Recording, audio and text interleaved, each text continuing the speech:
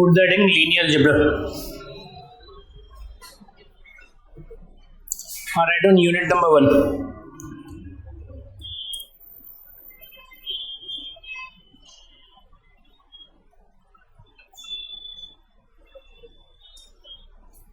Alright, in Euclidean space.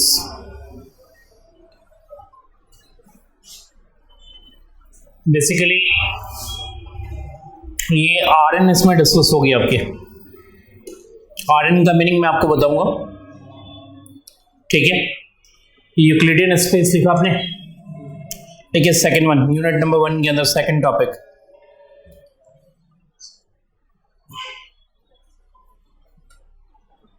लिखिए matrices and linear equations.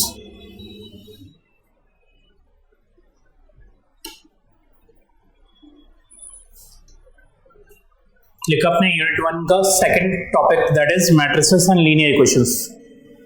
लिखिए third one, right on third one. लिखिए third one is eigen values and eigen vectors.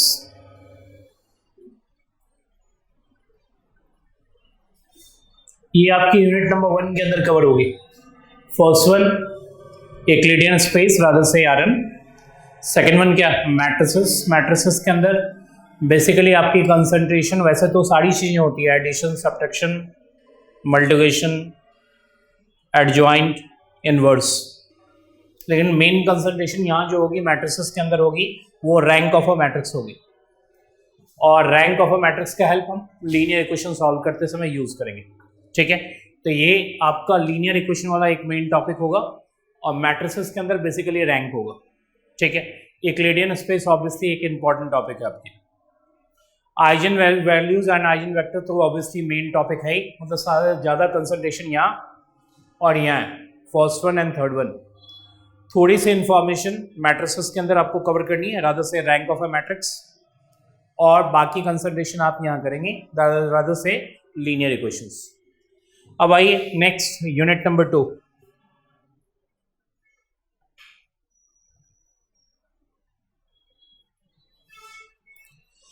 Unit number 2 में आपकी vector space.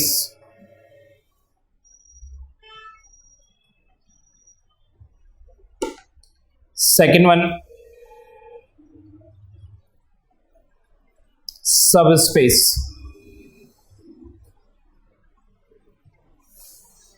And third one basis and dimension.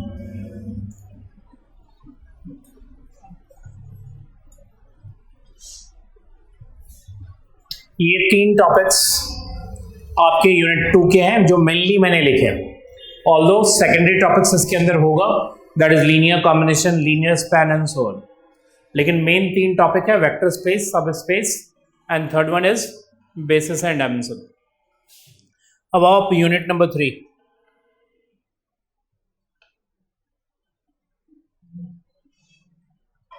Unit number 3 is linear transformation.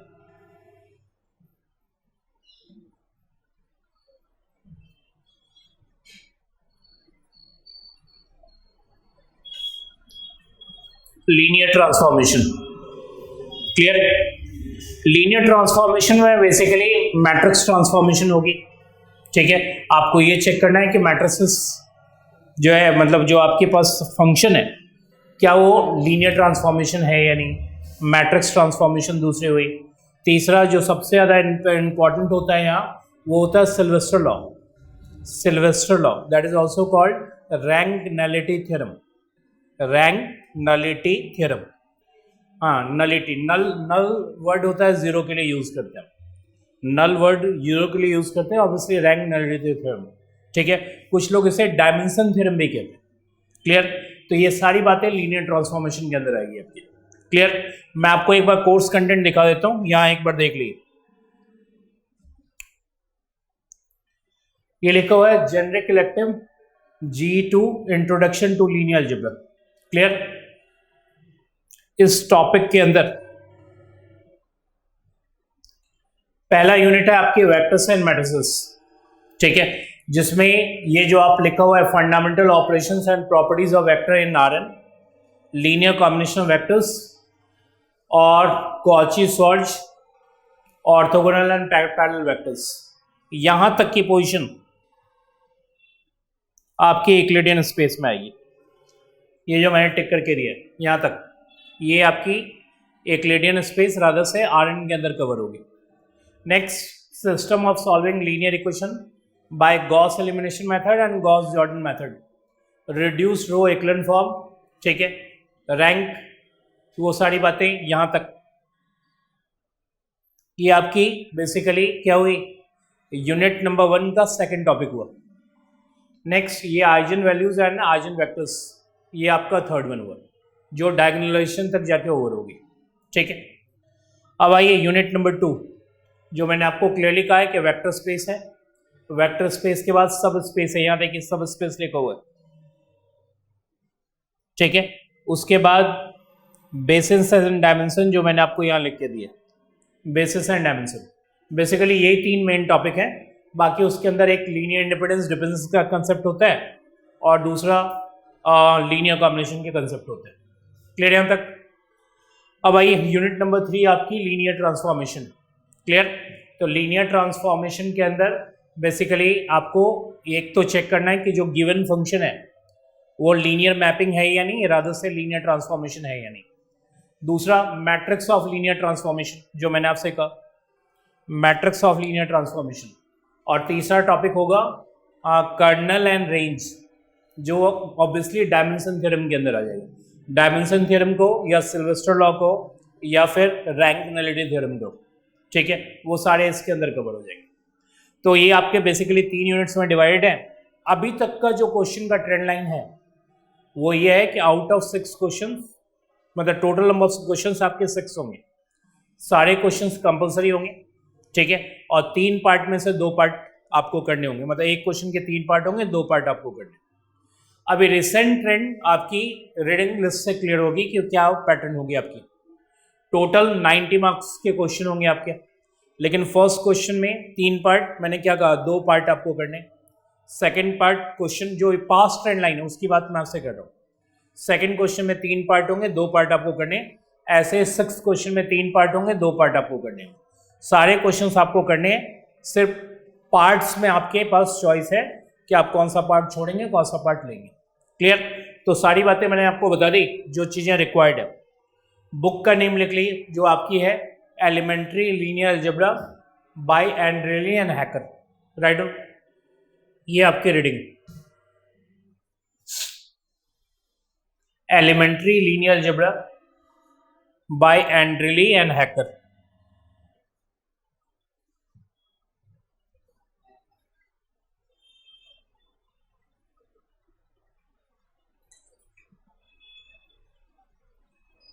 ठीक है? यहाँ तक कोई problem?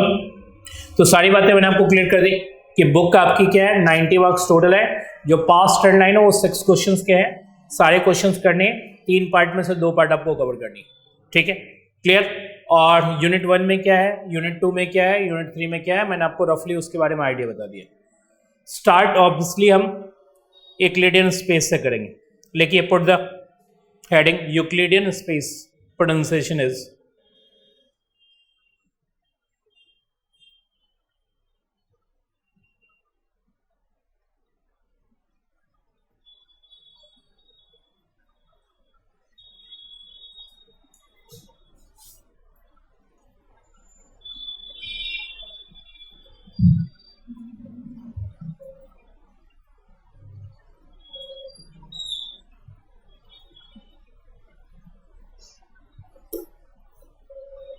हाँ, राइट। सबसे पहले लीनियर अलजेब्रा की स्टार्टिंग होती है R1 से। R1 का मतलब होता है R, और R1 मीन्स रियल लाइन। जब भी बात मैं आपसे R1 की करूं या R की बात करूं तो रियल लाइन की बात कर रहा हूं। नेक्स्ट कंसेप्ट होता है R2। R2 means R cross R।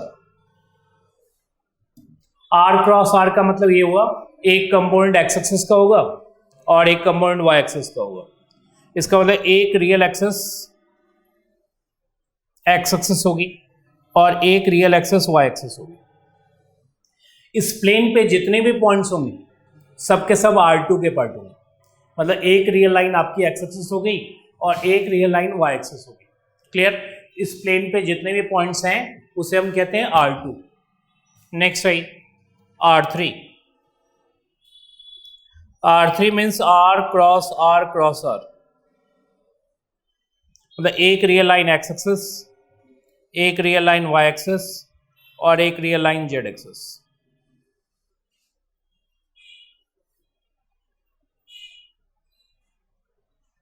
ठीक है, इसमें यदि कोई पॉइंट होगा, 3 डायमेंशन में यदि कोई पॉइंट होगा तो उसमें 3 कंपाउंड होंगे, एक एक्स का, दूसरा वाई का, तीसरा जेड का।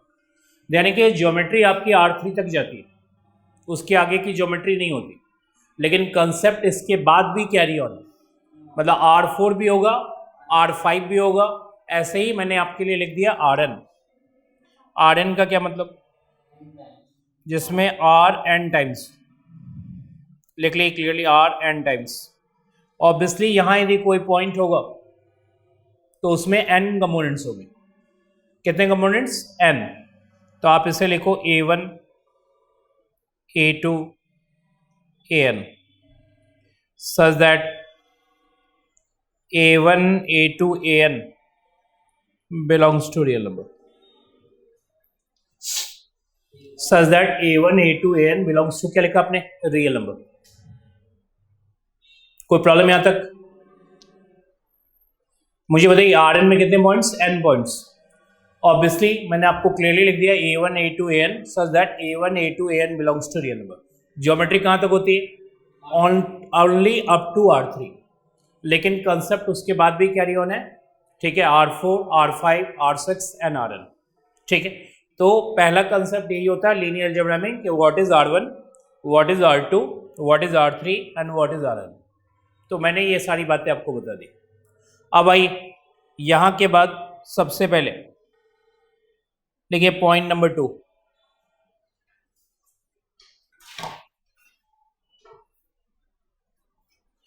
देखिए length of a vector. Just a minute, length of a vector में आप हेडिंग पुट कर लो, लिखो length of a vector.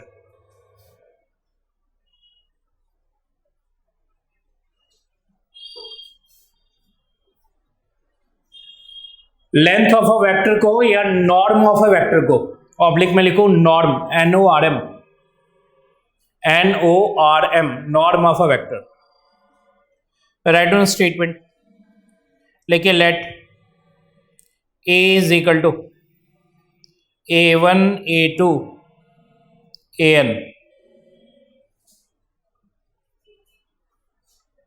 be a vector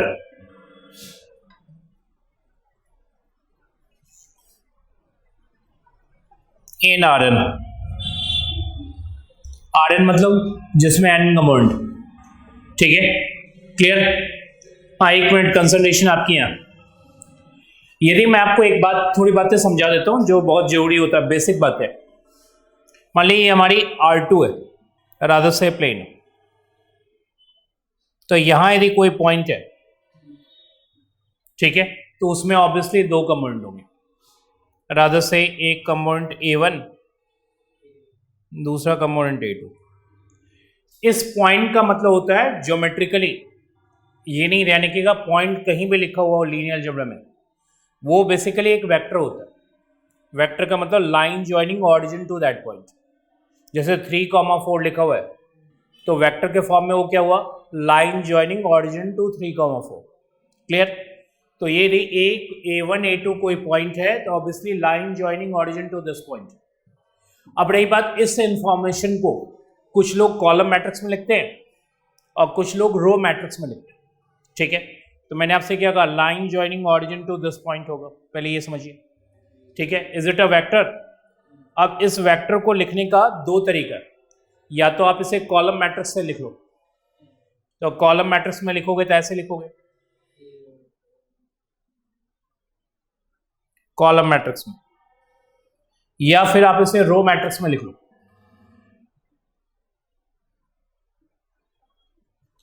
एक बात यानी कि 99% ऑथर इसे कॉलम मैट्रिक्स में लिखते हैं और 1% ऑथर इसे रो मैट्रिक्स में लिखते हैं और कुछ लोग दोनों में लिखते हैं, ठीक है।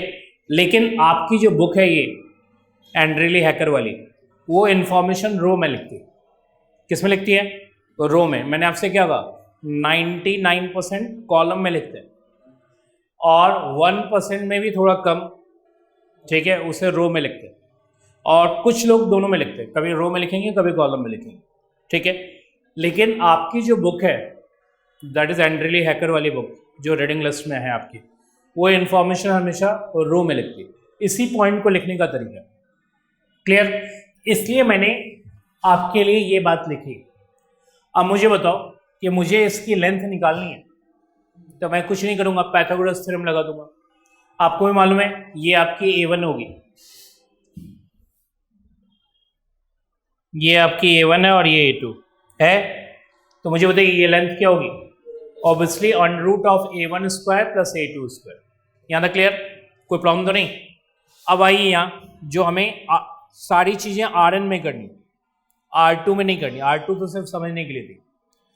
तो मुझे बताइए लेंथ ऑफ ए, लेंथ लिखने का तरीका होता है कि आपको दो डंडे का हेल्प लेना होगा, ठीक है भाई। दो यदि आप लिख रहे हो तो ये साइन है लेंथ का, और सिंगल लिखोगे तो ये modulus of a real number होगा। तो ये बेसिकली कन्वेंशन है जिसे आपको फॉलो करना है। मुझे बताइए हमारे पास ये दो कंपोनेंट थे तो हमने क्या लिखा था? A1 square plus A2 square. अभी मैंने आपको बताया पाइथागोरस थ्योरम से ये ऑब्टेन होती है। लेकिन हमारे पास कितने हैं? n कंपोनेंट्स है, तो ये आपकी an स्क्वायर तक जाएगी। क्लियर? ये आपकी लेंथ ऑफ अ वेक्टर हुई। कोई प्रॉब्लम? एक क्वेश्चन लिख ली, लिखिए compute the length of the following vectors. Compute the length of the following vectors. लिखिए -1, 2 और 3। लिखा अपने -1, 2, 3। आप कॉमा भी लिख सकते हो। लिखो लेंथ ऑफ ए, मान ली हमारी वेक्टर ए है तो लेंथ क्या होगी? -1 का स्क्वायर और बताओ 2 का स्क्वायर प्लस 3 का स्क्वायर कितनी हो जाएगी? 9 + 4 दैट इज 13 + 1 इज इट √14? √14। ये आपकी फर्स्ट पार्ट हुई। एक पार्ट और लिख लो, सेकंड पार्ट लिखो 4 -3 0 and 2। आप इसे कहो लेंथ ऑफ बी। मैंने इसे बी वेक्टर कहा तो लेंथ ऑफ बी क्या हो जाएगी? 16 + 9 + 4 इज इट 29? 29। कोई प्रॉब्लम यहां तक? अब आइए नेक्स्ट क्वेश्चन। लिखिए let x belongs to Rn। Rn का मतलब जिसमें n कंपोनेंट्स हो, and C be any real number. लिखिए and C be any real number. लिखिए देन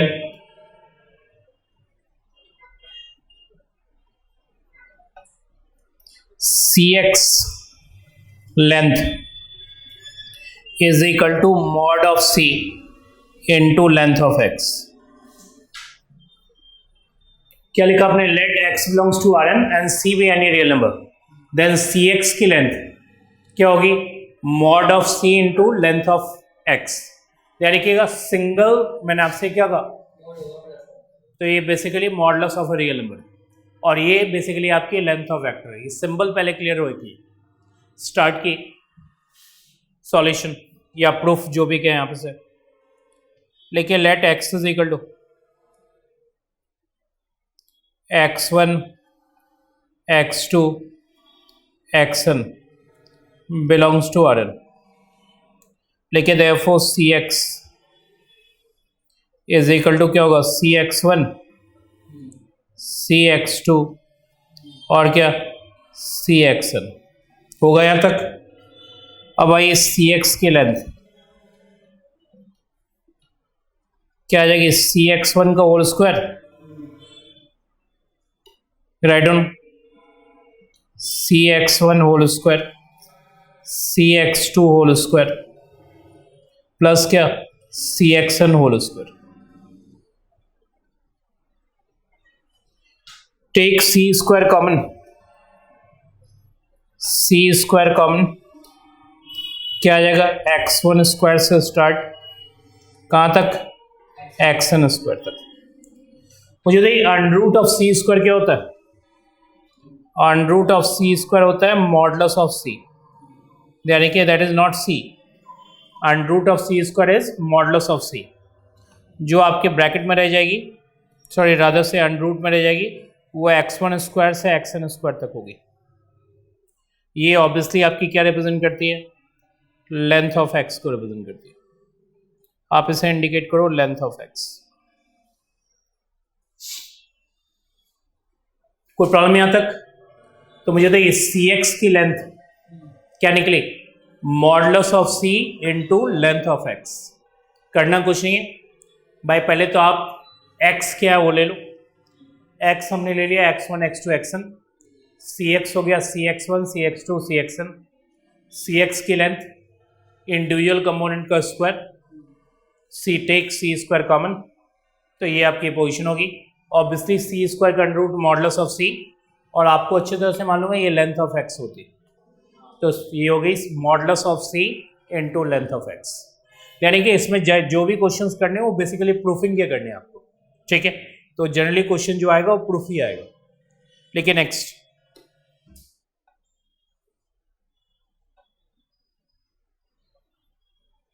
लिखिए पैरेलल वेक्टर्स।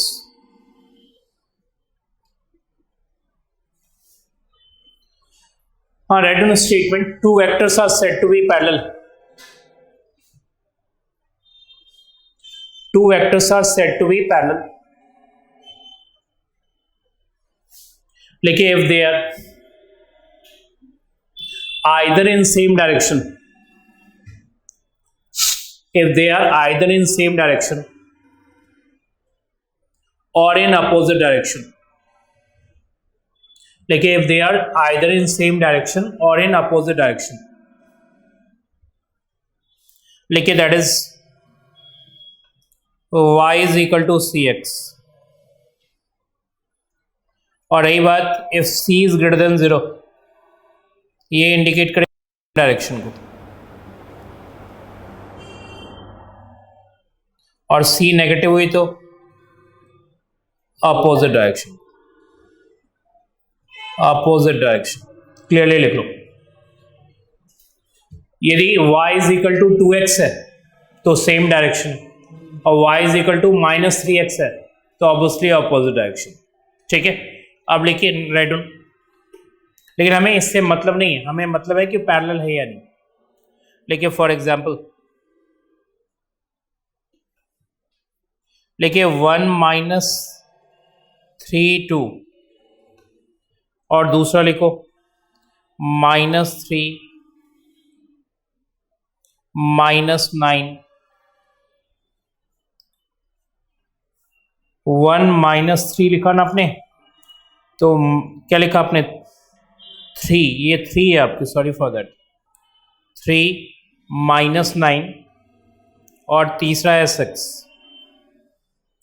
हमारे पास ये दो वेक्टर, ऑब्वियसली वेक्टर किसके हैं, R3 के। किसके वेक्टर हैं, 3 कंपोनेंट मतलब R3 के। मुझे बताइए इसको हम कितने टाइम्स करेंगे, दूसरा आ जाएगा 3 टाइम्स। तो आप एक तरह से कह सकते हो ये आपकी वेक्टर x है और ये वेक्टर y है। क्लियर? तो लिखो, स्टार्ट करो, ज्यादा नहीं, सिंपल लिखना। Since we have y is equal to 3x ना, y is equal to 3x, where y क्या है, सेकेंड वन वेक्टर, और x क्या है, फर्स्ट वन वेक्टर। लिखे देयरफॉर वेक्टर्स आर पैरेलल। लेकिन देयरफॉर वेक्टर्स आर पैरेलल। ऐसे लिखो सेकंड वन, -3 6 0 15, और सेकंड वन लिखो 4 -8 0 -20। मुझे बताओ ये दो वेक्टर्स हैं आपके, किसके हैं? ऑब्वियसली R4 के, 4 कंपोनेंट है तो R4 के। अब मुझे बताइए इसको हम कितने टाइम्स करेंगे, दूसरा आ जाएगा? नहीं आएगा। तो यदि नहीं आएगा तो इसका मतलब ये पैरेलल, तो लेकिन since neither of them is scalar multiple of other, लेकिन since neither of them is scalar multiple of other, लेकिन therefore vectors are not parallel,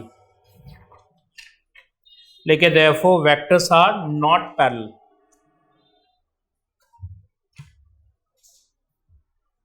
तो पैरेलल वेक्टर क्लियर है, एक दूसरे का स्केलर मल्टीपल है तो पैरेलल है, और एक दूसरे का स्केलर मल्टीपल नहीं है तो नहीं है। अब आइए नेक्स्ट कॉन्सेप्ट, पैरेलल वेक्टर के बाद कॉन्सेप्ट आएगी यूनिट वेक्टर की। देखिए यूनिट वेक्टर,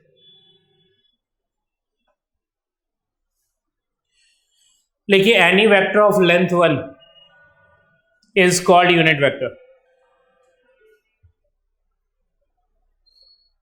देखिए any vector of length 1 is called unit vector. देखिए फॉर एग्जांपल, देखिए the vector 3/5 comma -4/5 in R2, in R2 लिखा आपने, is unit vector, is unit vector. क्यों है यूनिट वेक्टर? लेकिन सिंस आप इसकी लेंथ चेक करो, मैंने इस वेक्टर को नेम कहा x, तो मुझे बताइए इसकी लेंथ कितनी हो जाएगी? 3/5 का स्क्वायर प्लस क्या, -4/5 का स्क्वायर। तो आपको मालूम है ये 9/25 प्लस 16/25 होगी, ऑब्वियसली 1 है, ठीक है। लेकिन नेक्स्ट लिखिए स्टैंडर्ड यूनिट वेक्टर्स। हाँ रिमार्क नंबर 2, हाँ ये एग्जाम्पल था ना आपका, तो यहां आप एक रिमार्क डालो, that would be much better.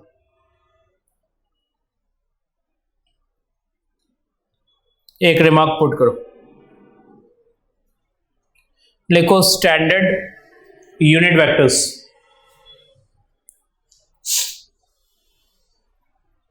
मेरी बात सुनिए, स्टैंडर्ड यूनिट वेक्टर मतलब लेंथ 1।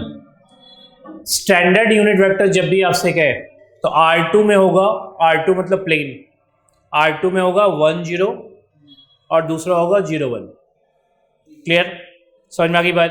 यदि R3 की बात करें तो स्टैंडर्ड यूनिट वेक्टर्स क्या होंगे? 1 0 0, नेक्स्ट 0 1 0, नेक्स्ट 0 0 1। ऐसे ही यदि मैं Rn में बात करूं तो 1 0 0, फिर आएगा 0 1 0, मतलब 0 0 जो भी है, और ऐसे ही पोजीशन होगी। तो लिखिए राइट डाउन, लिखिए E1 इज इक्वल टू 1 0 और E2 इज इक्वल टू 0 1। ये किस केस में हुई? इन R2, लिख लीजिए इन R2। ऐसे लिखिए दूसरा example, E1 is equal to 1 0 0, next E2 is equal to 0 1 0, next E3 is equal to 0 0 1। ये किसकी हो गई? ऑब्वियसली R3 की हुई। तो पहले केस में ये स्टैंडर्ड यूनिट वेक्टर किसके हैं? R2 के, और इस केस में किसके हैं? R3 के। कंफर्म, लिख ली, ये हो गए स्टैंडर्ड यूनिट वेक्टर इन R2, ये हो गए स्टैंडर्ड यूनिट वेक्टर इन R3। अब आइए नेक्स्ट, लिखिए remark number 2, just a minute. लिखिए रिमार्क 2,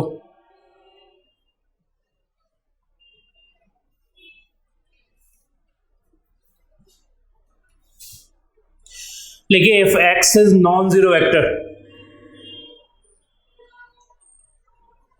लिखिए if X is non zero vector in R N, in क्या लिखा आपने आर एन, लिखिए then u is equal to x upon length of x, then u is equal to क्या लिखा आपने x upon length of x, लिखिए is unit vector, लिखिए is unit vector in the direction of x, लिखिए is unit vector in the direction of x। ठीक है, आगे लिखिए द प्रोसेस, लिखिए the process of dividing a vector by its length, by its length to obtain, लिखिए to obtain a unit vector, to obtain a unit vector, लिखिए is called normalizing the vector, is called normalizing the vector, normalizing the vector को underline करो। मैंने आपसे क्या कहा कि आपके पास कोई भी वेक्टर है, जैसे मैं आपसे कहूँ इधर देखो, पहले ये समझ जाना, कोई बहुत बड़ी बात नहीं है। आपको एग्जांपल मैं ऑब्वियसली R2 में दूंगा, R2 में इसलिए एग्जांपल देता हूँ क्योंकि मैं उसकी ज्योमेट्री एक्सप्लेन कर सकता हूँ। मान लीजिए हमारी वेक्टर है 3,4, 3,4 आपको भी मालूम है एक पॉइंट होती है जिसका ज्योमेट्रिकल मीनिंग होता है लाइन ज्वाइनिंग ऑरिजिन टू 3,4। ठीक है, अब यदि इस वेक्टर को यूनिट वेक्टर में कन्वर्ट करना है तो आपको इस वेक्टर को उसके लेंथ से डिवाइड देनी होगी। तो मुझे बताइए 3,4 की लेंथ कितनी होगी, मतलब रादर से इस वेक्टर की लेंथ कितनी होगी, तो आप पाइथागोरस थ्योरम से निकाल लो, ये हो जाएगी √3² + 4² दैट इज 5। तो अब आपको करना क्या है, 3,4 को 5 से डिवाइड देनी है। हम ऐसे प्रोसेस को कहते हैं नॉर्मलाइजिंग द वेक्टर, लिखवाया मैंने आपको क्लियरली। अब रही बात, ये जो वेक्टर निकल के आएगी ऑब्वियसली आपने 5 से डिवाइड दिया तो 3/5 4/5 होगी, और उसकी डायरेक्शन वही होगी जो इस वेक्टर की एक्चुअल डायरेक्शन, लेकिन लेंथ उसकी 1 होगी। तो इसका मतलब 3/5 4/5 आपकी इतनी छोटी वेक्टर होगी, कितने लेंथ की, तो ये यानी कि मैंने आपको जो स्टेटमेंट लिखवाई उसके अकॉर्डिंग ये यूनिट वेक्टर आपकी, क्योंकि आपने उसके लेंथ से उसे डिवाइड दे दिया, इसे हम कहते हैं नॉर्मलाइजिंग द वेक्टर। कंफर्म। अब रही बात, ये 1 लेंथ की हुई, डायरेक्शन उसका कौन है, डायरेक्शन वही है जो एक्चुअल वेक्टर का, जो एक्चुअल वेक्टर का डायरेक्शन होगा वही यूनिट वेक्टर का भी डायरेक्शन होगा। क्लियर। और रही बात, आप उसके लेंथ से उसे डिवाइड दे रहे हो तो हम उसे कहते हैं नॉर्मलाइजिंग। अब आइए क्वेश्चन, एक क्वेश्चन भी लिख ली, लिखिए find a unit vector, find a unit vector in the same direction, in the same direction as vector x, as vector x, x क्या हमारा, लिख लीजिए 2 3 -1 और 1।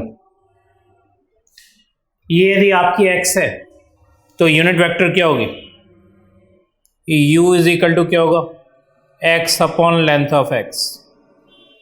लेंथ आप मुझे डायरेक्टली ही बता दो तो ज़्यादा अच्छा रहेगा। मुझे बताइए, ये हो जाएगी 4 + 9 13 14 और 15, इसका √15 से डिवाइड देना, तो डिवाइड दे दी, क्या आ जाएगी 2/√15 डायरेक्ट लिख दूं, नेक्स्ट 3/√15, नेक्स्ट बताओ -1/√15 और क्या 1/√15, ये आपकी यूनिट वेक्टर आ जाएगी।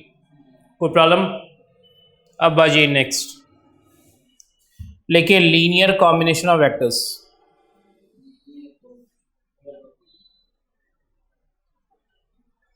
लेके लीनियर कॉम्बिनेशन ऑफ वेक्टर्स।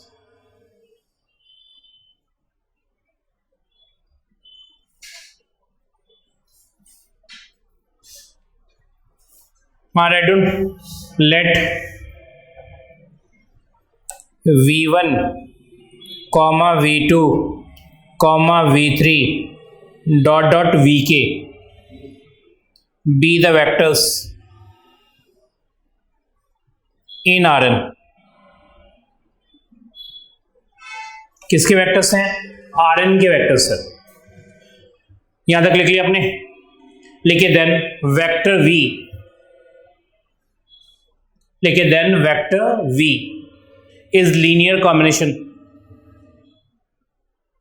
लिखिए then vector v is linear combination of v1 comma v2 dot dot vk। लिखिए if there exist scalars, if there exist scalars, लिखिए if there exist scalars. Scalars का मतलब होता है real numbers. लिखिए if there exist scalars, लिखिए c1 comma c2 dot dot ck। If there exist scalars c1 comma c2 comma c3 dot dot ck, लिखिए such that, मतलब v1 के corresponding c1, v2 के कॉरस्पॉन्डिंग c2, ऐसे ही vk के corresponding ck, मतलब कोई ना कोई रियल नंबर होगा। ठीक है, क्या लिखा आपने? Such that v is equal to c1 v1 plus c2 v2 plus ck vk।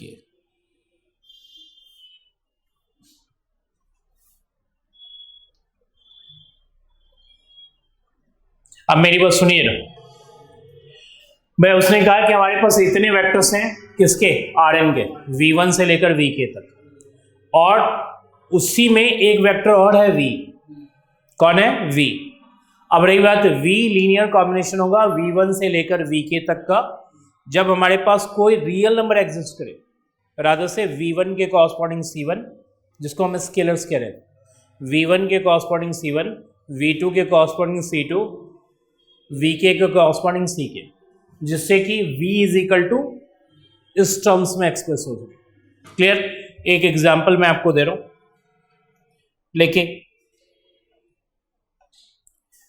Is -6 -7 और लीनियर कॉम्बिनेशन, लेके अ लीनियर कॉम्बिनेशन ऑफ 3 -2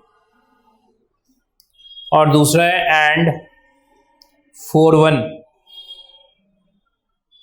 ये आपसे पूछा है क्या ये लीनियर कॉम्बिनेशन है, तो आप इसको फटाफट नेम दो। लिखो v, इसे लिख दो v1 और इसे नेम दे दो v2। पहले बताओ ये वेक्टर किसके हैं? ऑब्वियसली R2 के। ठीक है, अब लिखो let v is equal to c1 v1 plus c2 v2 where c1 c2 belongs to real number. लिखा आपने? v क्या है हमारा? -6 -7। c1 क्या है हमारा? 3 -2। c2 क्या है? 4 1 4 1। सिंप्लीफाई करो, लिखो -6 -7, ये आपकी हो जाएगी 3c1 -2c1, और ये क्या हो जाएगी? 4c2 और c2। तो फाइनली आपकी हो जाएगी -6 -7 is equal to 3c1 plus 4c2, एक हुआ, दूसरा बताओ -2c1 + c2 दूसरा हुआ। ठीक है, इन दोनों को ऐड कर लेना, फर्स्ट कंपाउंड को फर्स्ट से ऐड कर सकते हैं, लिख लीजिए इसे। तो मुझे बताइए क्या आया फाइनली, इससे ये हुआ कि -6 3c1 + 4c2।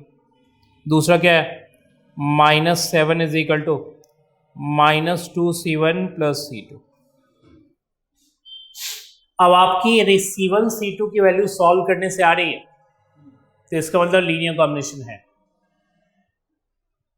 ठीक है, तो यहां दोनों को सॉल्व करके c1 c2 की वैल्यू निकाल लेंगे। निकल जाएगा आपसे, ऑब्वियसली निकल जाएगा। तो c1 c2 की वैल्यू आ जाए तो लीनियर कॉम्बिनेशन होती है, और c1 c2 की वैल्यू नहीं है, रादर से नो सॉल्यूशन है।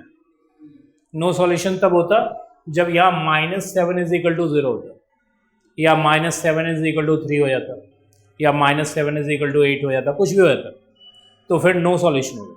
तो नो सॉल्यूशन होगा तो लीनियर कॉम्बिनेशन नहीं है। इस केस में आपकी c1 c2 की वैल्यू आ रही है, इसका मतलब ये बात कंफर्म है, निकालना ये ध्यान रखिएगा, मैं निकाल नहीं रहा हूँ, आप निकाल लेना।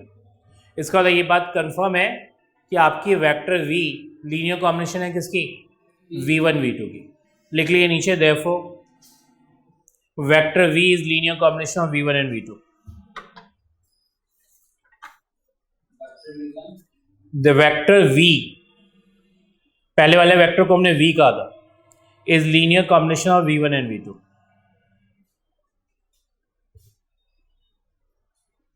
क्लियर है? अब आइए next,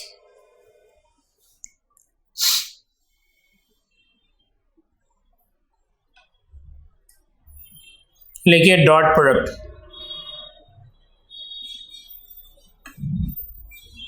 put that in dot product, या कुछ लोग कहते हैं इसे स्केलर प्रोडक्ट।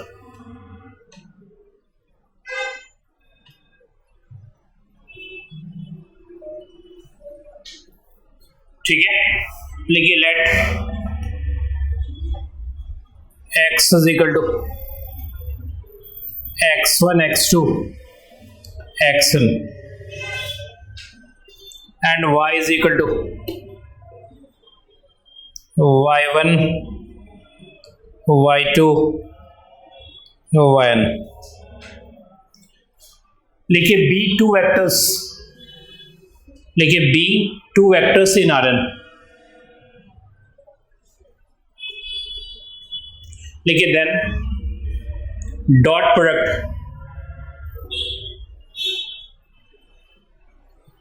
डॉट प्रोडक्ट को या स्केलर प्रोडक्ट को या इनर प्रोडक्ट को, एक ही बात है, inner inner, then dot product या फिर स्केलर प्रोडक्ट या फिर इनर प्रोडक्ट, इनमें कोई डिफरेंस नहीं है। लिखिए then dot product of x and y, लिखिए is x dot y is equal to x1 y1।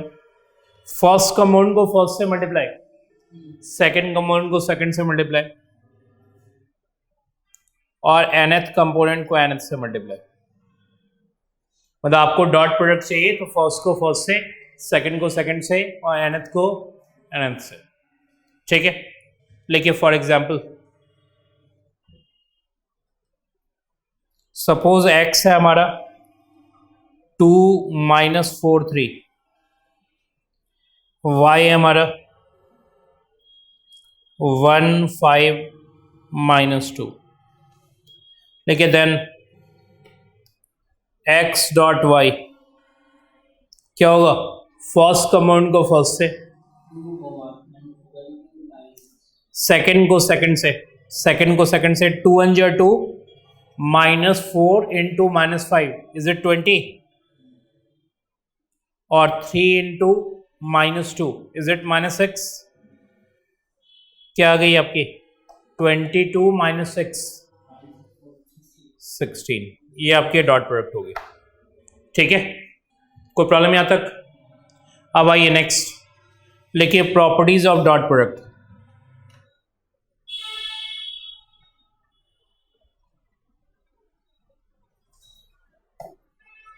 लिखिए प्रॉपर्टीज ऑफ डॉट प्रोडक्ट। लिखिए first property x dot y is equal to y dot x होता है। अब यहां देखो जरा, यदि मैं x डॉट वाई निकालूं या y डॉट एक्स निकालूं, आंसर तो सेम ही आएगा, क्योंकि फर्स्ट कंपोनेंट को फर्स्ट से मल्टीप्लाई होगी, सेकंड को सेकंड से ही होगी। y डॉट एक्स में क्या होगा, सेकंड फर्स्ट मल्टीप्लाई होगी, तो आंसर में तो कोई चीज नहीं आने जा रहा। लिखिए प्रॉपर्टी नंबर 2, लिखिए x dot x obviously length of x whole square होता है, ठीक है, और लेंथ कभी भी नेगेटिव, तो आप इसे लिखो ग्रेटर देन इक्वल टू 0। ये बहुत ज्यादा इंपॉर्टेंट प्रॉपर्टी है। x को x के साथ मल्टीप्लाई करेंगे, इधर देखिएगा, इस x को इधर इधर कंसंट्रेशन, मुझे बताइए इस x को मैं x से ही डॉट कराऊं तो आपको मालूम है यहां x डॉट एक्स लिखूंगा, 1 डॉट 10 लिखूंगा सेम, एक तो हो जाएगी 2 2 ज़ा 4, 2 ज़ा 4 होगी ना, और एक हो जाएगी -4 इंटू -4 दैट इज 16, तो मुझे बताइए 4 + 16 दैट इज 20 + 29, मुझे बताइए 29 जो होगी वो बेसिकली इसके लेंथ का स्क्वायर होगी, तो इसकी लेंथ क्या होगी, लेंथ होगी अंडर के अंदर, दैट इज 4 + 16 + 9, तो लेंथ हुई अंडर 29 और x डॉट एक्स क्या हुई 29, तो बेसिकली अंडर 29 का वो स्क्वायर हुआ, इसलिए हम कहते हैं x dot x length of x whole square. Very very important property, जो क्वेश्चन होते हैं उसमें सबसे ज्यादा यूज होता है ये। और लिखिए थर्ड वन,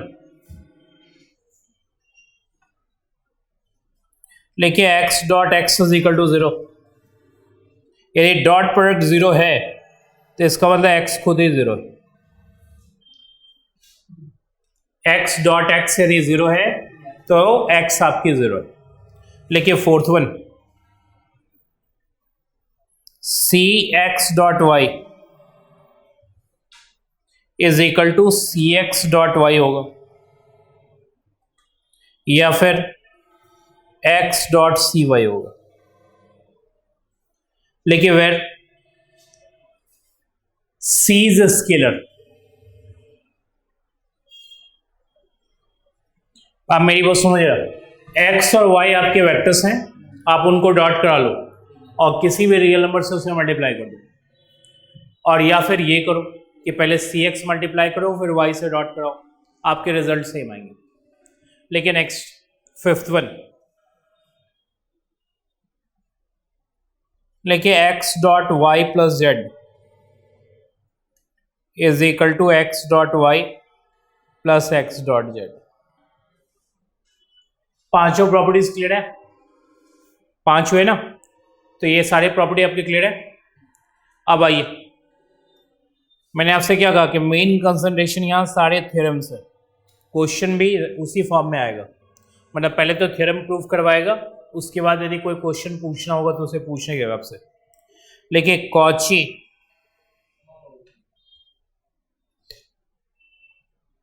SCHWARTZ, लेकिन कॉची सॉल्व्स इनइक्वालिटी।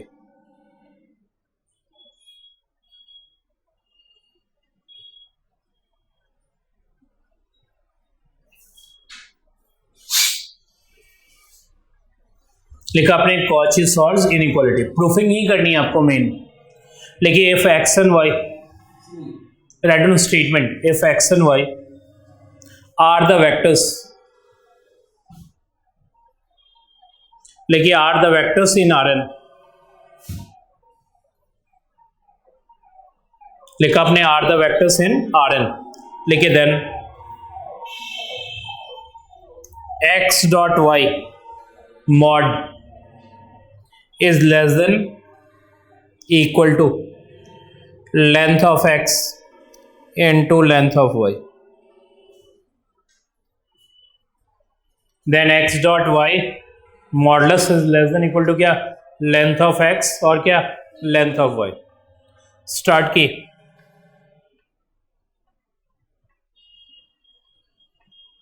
लिखिए case first,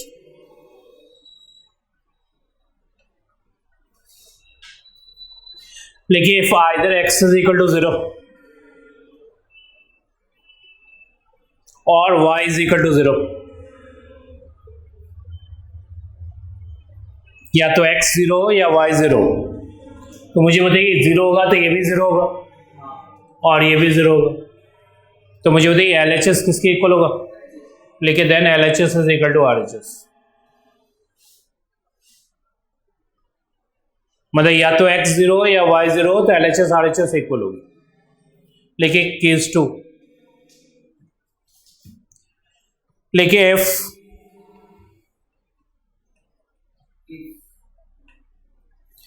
if x and y are non-zero vectors,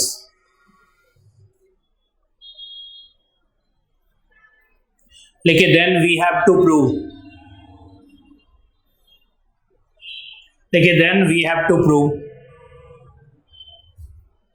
हाँ एक मिनट, आप मुझे बताओ जो बात मैं आपसे पूछूंगा, आपको ये मालूम है इसकी लेंथ एक तरह से फिक्स्ड होगी, इज इट ट्रू? इन दोनों की लेंथ, भाई ये लेंथ है और ये भी लेंथ है, कंफर्म? भाई इसकी लेंथ सपोज 2 है, इसकी लेंथ 1 है, तो कितनी लेंथ हुई? 3, सही 2 इंटू 1 दैट इज 2 हुई, इसकी 2 है इसकी 1 है तो ऑब्वियसली 2 हुई, तो ये मान ली थोड़ी देर के लिए 2 है, ठीक है। मॉडुलस ब्रेक करने आता है, उस केस में मॉडुलस यदि मैं ब्रेक करूं तो आपके पास क्या आ गया? पहले यहां समझो आप, ये हो गई x dot y is less than equal to 2, क्या मैं इसे ऐसे लिख सकता हूं? -2 is less than equal to x dot y is less than equal to 2, लिख सकता हूं। -2 का मतलब ये लिखूंगा और 2 मतलब ये लिखूंगा, ठीक है। अब मैं इसे रब कर दूं, समझ में आ गई ये बात? तो हमें जो प्रूव करना है,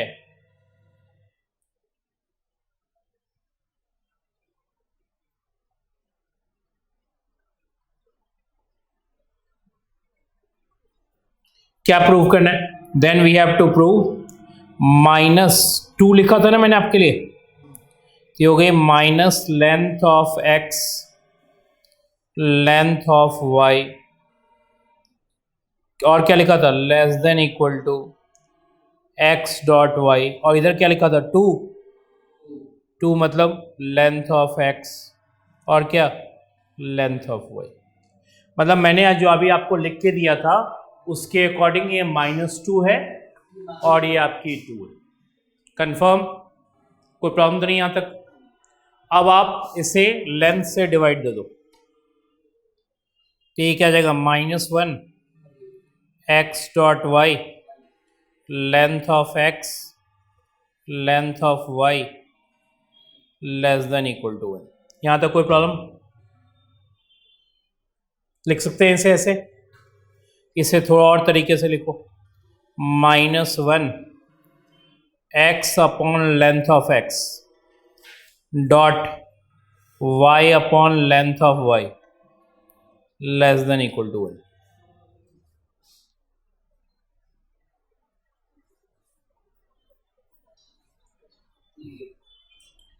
आपको मालूम है ये यूनिट वेक्टर हो गई, किसी भी वेक्टर को यदि आप उसके लेंथ से डिवाइड दोगे तो क्या हो जाएगी? तो आप इसे इंडिकेट करो a से और ये इंडिकेट करो b से, इंडिकेट किया आपने, लेकिन this implies -1 is less than equal to a dot b is less than equal to 1, indicate कर दो, where a and b are unit vectors, side में लिख दो।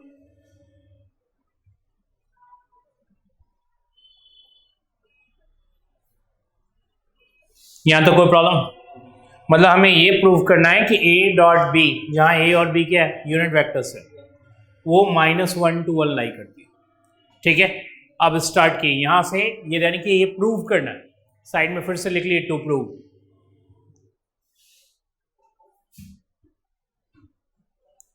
अब आइए एक एक करके प्रूव करें, लेकिन स्टेप 1, मुझे बताइए कि यदि मैं इन दोनों को ऐड करूं तो ये ऑब्वियसली लेंथ होगी ना, तो लिखिए कंसीडर। मुझे बताओ इसका स्क्वायर क्या ग्रेटर देन इक्वल टू 0 होगा? भाई अभी थोड़ी देर पहले हमने ये प्रॉपर्टी यूज की थी यहाँ, ये तो ये हमने लिखा कि length of a plus B whole square क्या होगा? ग्रेटर देन इक्वल टू 0 होगा। अब आपको अच्छी तरह से मालूम है, ऐसे मैं क्या लिख सकता हूँ, ए प्लस बी डॉट क्या, A plus B greater than equal to 0 होगा। डॉट प्रोडक्ट करने आता है आपको, ये आपकी हो जाएगी ए डॉट बी और क्या B dot B greater than equal to 0 होगा। ए डॉट ए क्या होगा? वैसे लेंथ का स्क्वायर होगा, और लेंथ कितनी है क्योंकि वो यूनिट वेक्टर है, तो 1। पहले तो आप लिख लो properly length of A whole square. A dot B और बी डॉट ए में तो कोई डिफरेंस नहीं होता ना, ये होगी 2 into A dot B. B dot B क्या होगा? Length of B whole square greater than equal to 0। Length of A कितना हमारा? 1, इसलिए क्योंकि वो यूनिट वेक्टर। कंफर्म ये बात? ग्रेटर देन इक्वल टू 0 होगा। तो मुझे बताइए ये हो गई a dot B greater than equal to क्या आ जाएगी? उस 2 को आप इधर देखो, 1 प्लस 1 दैट इज 2, तो उधर जाके हो जाएगी -2। तो -2 होने का मतलब डायरेक्ट लिख दूं -1 से बड़ा होगा। उस 2 को राइट साइड कर देना और फिर 2 से डिवाइड दे दो। तो हमने ये वाला पार्ट प्रूव कर दिया। इधर देखिए, हमें प्रूव करना था ये वाला पार्ट, तो हमने ये पार्ट प्रूव कर दिया। ए डॉट बी किससे बड़ा है? -1 से बड़ा। ये प्रूव हो गया। अब हमें ये प्रूव करना है, ये वाला पार्ट। लिखिए कंसिडर स्टेप 2 में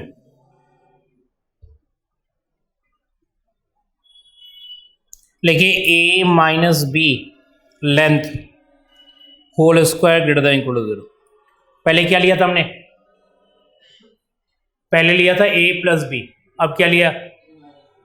आपको मालूम है सेम प्रोसेस आपको करनी पड़ेगी। ए माइनस बी डॉट क्या, A minus B greater than equal to 0। क्या आ जाएगा? ए डॉट ए और बताओ minus A dot B minus B dot A plus क्या B dot B greater than equal to 0। A dot A क्या होता है? Length of A whole square होता है। ए डॉट बी और बी डॉट ए सेम होता है, is it same? ये हो जाएगी -2a डॉट बी, और ये क्या आएगा? Length of B whole square greater than equal to 0 होगा। बताइए लेंथ ऑफ ए क्या है? Is it 1? -2a dot b plus 1 greater than equal to 0। तो मुझे बताइए फाइनली क्या होगी? 2 is greater than equal to 2a dot b. So finally a dot B क्या होगा? Less than equal to 1। Confirm?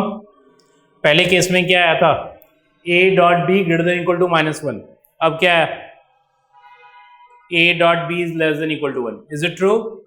लिखिए combining we get -1 is less than equal to a dot B is less than equal to 1।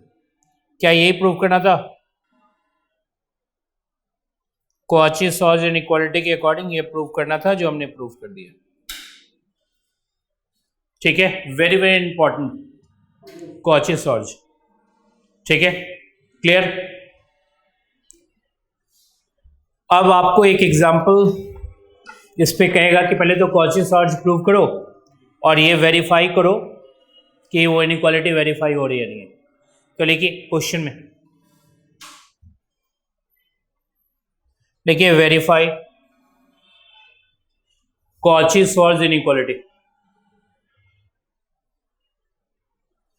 लिखिए verify Cauchy Schwarz inequality. लिखिए where x is equal to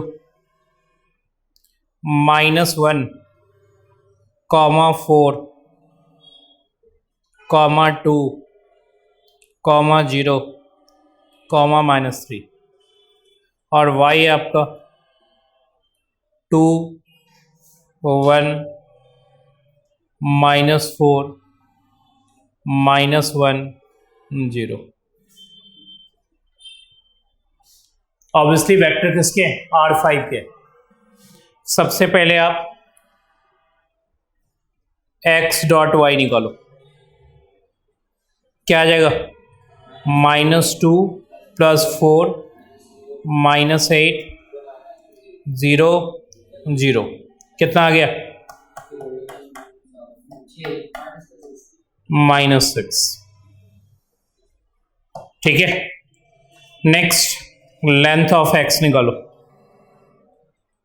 कितना हो जाएगा? 1 + 16 + 4 + 0 + 9 कितना हो गया? 25 + 4 29 + 1 30 हो गया। लेंथ ऑफ y निकालो,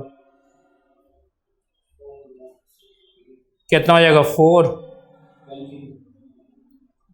+ 1 + 16 + 1 + 0 कितना हो गया? 20। अब मुझे बताओ 22। ठीक है, मुझे बताओ क्या x डॉट वाई का मॉड कितना आएगा? क्योंकि हमें मॉडलस में चाहिए ना, तो ऑब्वियसली 6 हो जाएगी। -6 का मॉड दैट इज 6। मुझे बताइए इसकी लेंथ कितनी होगी? इसकी 5 ऑनवर्ड ही होगी, और इसकी लेंथ कितनी होगी? 4 ऑनवर्ड ही होगी। मैं आपको मालूम है 25 का रूट 5 होता है, तो 5 4 ये 20 हुई बेयर मिनिमम। तो मुझे बताइए क्या वो 6 से बड़ी है? इन दोनों का मल्टीपल होना चाहिए, यानी कि कॉची श्वार्ट्ज में भाई x डॉट वाई का मॉड लेस देन होना चाहिए length of x length of y। क्या सेटिस्फाइड है? तो लिख ली, देखिए since x dot y mod is less than length of x length of y, लिखिए therefore Cauchy Schwarz inequality verified. ये आपकी वेरीफाई हो गई। तो पहले प्रूफ करने आना चाहिए, साथ में इनइक्वालिटी आएगा। क्लियर? अब भाई इसके बाद नेक्स्ट है एक important inequality, that is triangle inequality.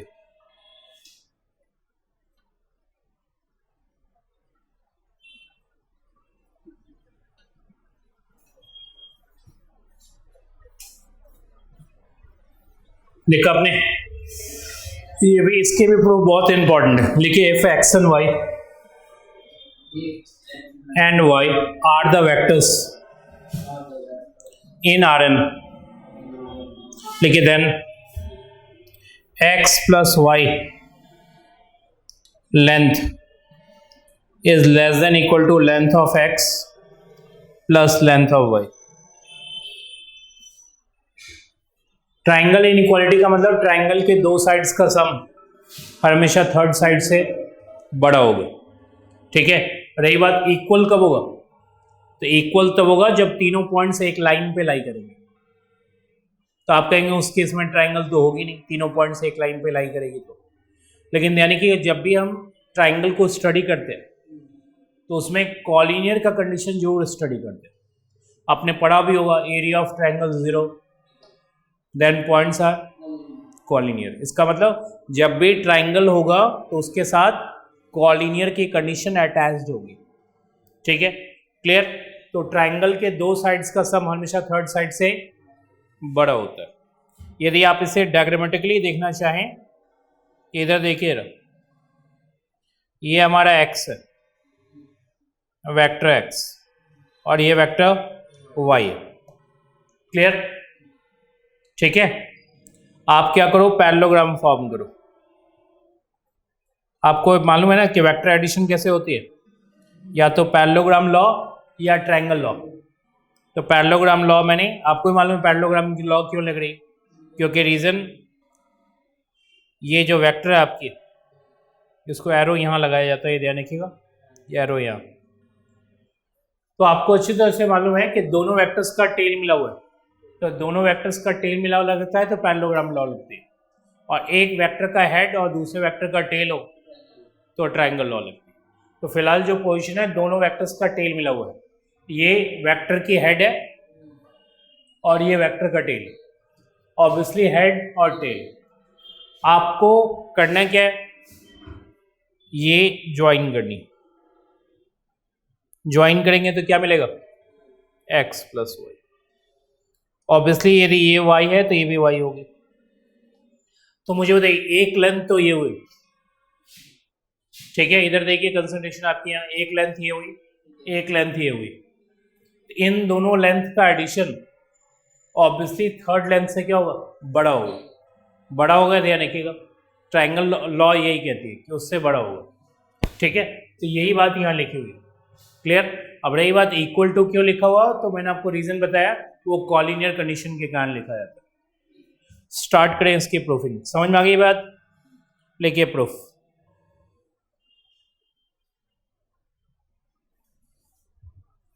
लिखिए consider x plus Y length whole square. ये क्या आ जाएगा, यानी कि जब भी आपको स्टार्ट करना हो किसी क्वेश्चन को, तो अभी स्केलर प्रोडक्ट मैंने आपको लिखवाया था, स्केलर प्रोडक्ट की प्रॉपर्टी या रादर से डॉट प्रोडक्ट की प्रॉपर्टी।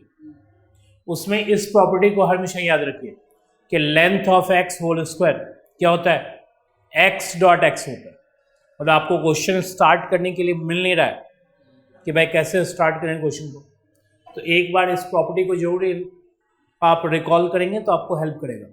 क्या क्या प्रॉपर्टी, कि x dot x length of x whole square होता है। तो हमने लिख दिया length of x plus y whole square. क्या आएगी, x प्लस वाई डॉट क्या, x प्लस वाई होगी। ये बेसिकली हो जाएगी x डॉट x प्लस क्या, x डॉट y प्लस क्या, y dot x y dot y। यहाँ तक कोई प्रॉब्लम? ये आपकी हो जाएगी length of x dot x क्या होती है, length of x whole square. x dot y क्या होती है, x डॉट y और y dot x, is it same? तो ये आपकी हो जाएगी length of y whole square. यहां तक तो कोई प्रॉब्लम नहीं ना भाई, ये लेंथ ऑफ x हो गई whole square, length of y whole square होगी, ये दोनों सेम है आपकी।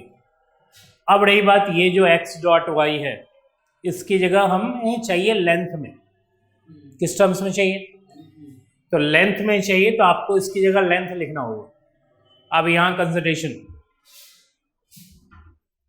यदि मैं इसको एज इट इज कॉपी कर लूं और इसको भी एज इट इज कॉपी कर दूं, और इस टर्म की जगह यदि ऐसा लिख दूं, तो हमने किसका हेल्प लिया, कौन से इनइक्वालिटी का?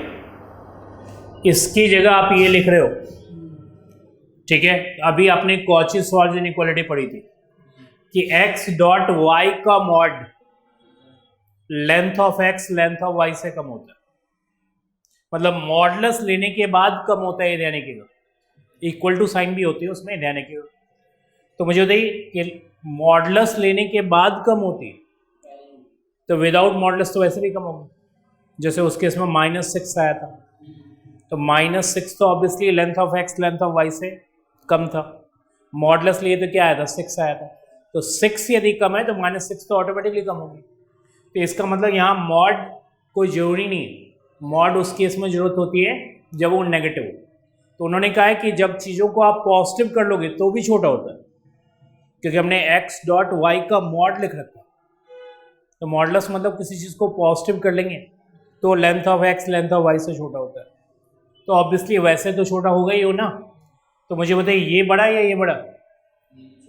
नीचे वाला बड़ा। तो नीचे वाला बड़ा का मतलब अब आपका साइन इक्वल टू नहीं है, लेस देन इक्वल टू, क्योंकि नीचे वाला बड़ा हुआ। अभी तक तो ये दोनों इक्वल नहीं था भाई, ये इसके इक्वल था, लेकिन ये और ये इक्वल नहीं है, क्योंकि आपने x डॉट वाई की जगह उससे बड़ा टर्म लिख दिया। बड़ा कौन है? ऑब्वियसली x डॉट वाई से बड़ा कौन होता है? Length of x length of y। तो ये दोनों इक्वल नहीं होगी, ये बड़ा हो जाएगा। कंफर्म? तो लिखिए next line. Just a minute, इसको आप यहां कॉपी करो।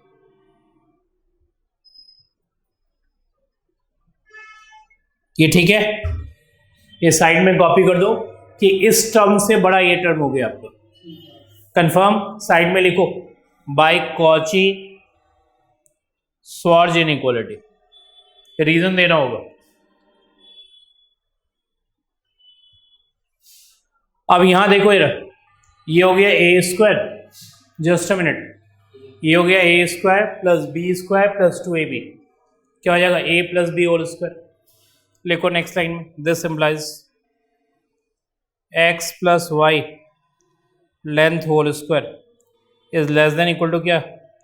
Length of X plus length of Y, complete का स्क्वायर, कंप्लीट का स्क्वायर, स्क्वायर रिमूव कर दो तो क्या आ जाएगा? X plus Y length is less than equal to क्या?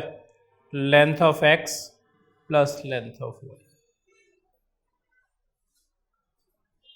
कोई प्रॉब्लम? ठीक है, लेंथ वैसे भी कभी नेगेटिव नहीं होती है, इसलिए स्क्वायर हटाने के बाद भी पॉजिटिव ही रहेगी। तो इधर भी हो गई, इधर भी हो गई। सिर्फ एक बात का ध्यान रखना है कि x डॉट वाई की जगह जब ये लिखोगे आप, तो ये दोनों एक्सप्रेशन इक्वल नहीं है, ये दोनों क्या हो गई? अनइक्वल हो गई। मतलब अब ये वाला वैल्यू ज़्यादा हुई, ये वाला, ठीक है, और उसका रीज़न दोगे आप बाय कॉची श्वार्ट्ज। बाकी ट्राइंगल इनइक्वालिटी में कुछ भी नहीं है, ट्राइंगल इनइक्वालिटी में इतनी बातें आपको करनी है। ठीक है, आज के लिए यहीं तक।